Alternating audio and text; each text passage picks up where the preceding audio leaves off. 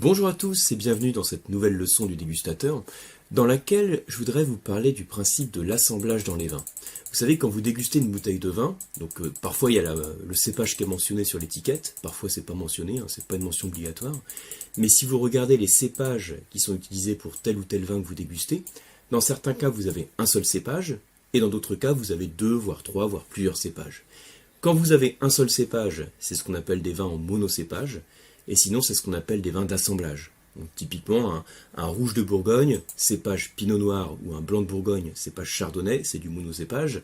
En Alsace, on a beaucoup de monocépages, sur les Riesling, les Gewürztraminer, etc. Et il y a d'autres régions viticoles où on fait plutôt des vins d'assemblage. Et ce que je voudrais vous montrer ici, c'est comment fonctionne le principe de l'assemblage, en fait, quelle logique on a derrière tout ça. Et pour bien comprendre le principe de l'assemblage, on peut prendre l'analogie, par exemple, avec une équipe de sport ou une équipe dans un projet au travail. Quand vous avez une équipe qui se réunit, vous avez différentes personnes, qui ont différentes personnalités, et le but, c'est que chacun apporte sa compétence pour faire avancer le projet, ou ici c'est une équipe de sport, pour faire en sorte de gagner. Donc l'idée, c'est de mettre en commun différentes compétences, et dans le vin, c'est un petit peu la même chose quand on parle de vin d'assemblage. Vous avez plusieurs cépages, comme les membres d'une équipe, et chaque cépage a une personnalité différente.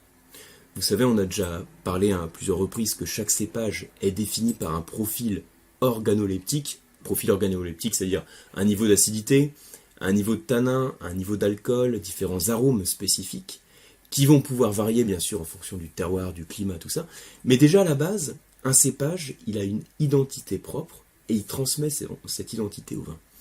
Et donc, quand vous avez un vin d'assemblage, le principe, c'est que chaque cépage va apporter quelque chose.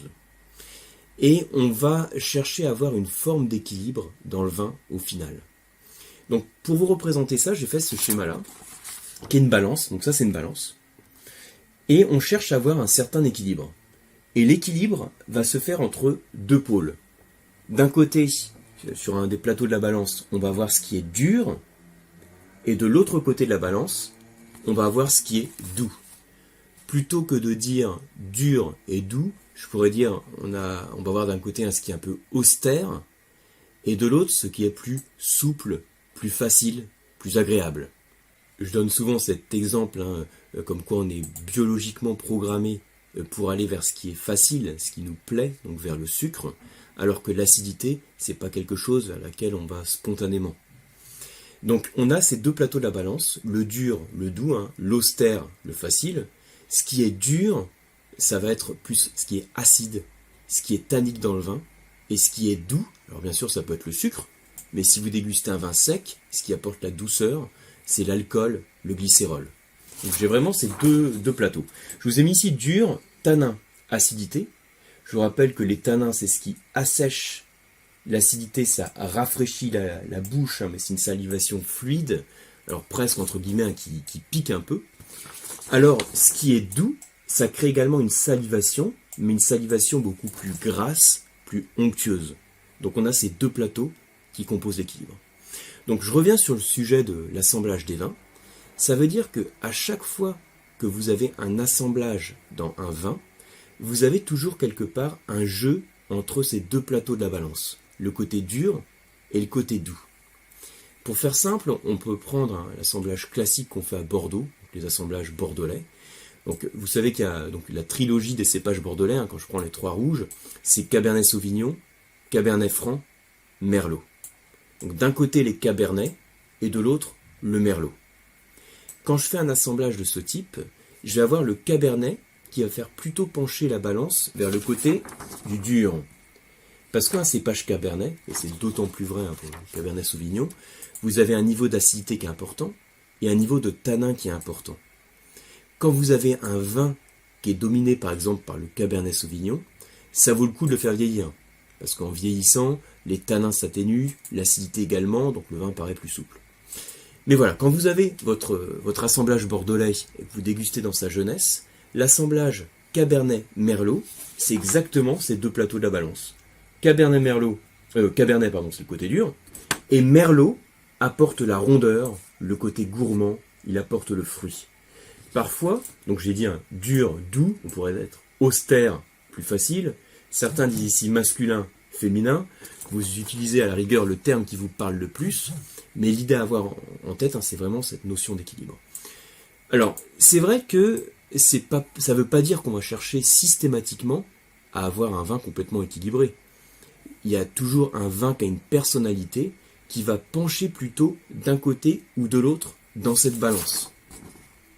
Si je prends un Saint-Estèphe, donc je reste dans le Bordelais, rive gauche, où j'ai un assemblage qui est dominé par le Cabernet Sauvignon, je vais donc avoir le côté dur qui domine.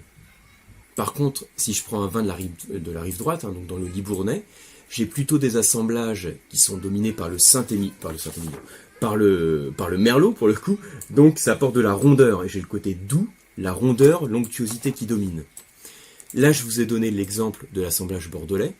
Si je prends un assemblage méditerranéen, alors là, il y a beaucoup d'assemblages possibles, mais voilà, on va dire pour faire simple, je peux avoir un peu de Syrah, de Grenache, de Mourvèdre, de Carignan, de Cinsault.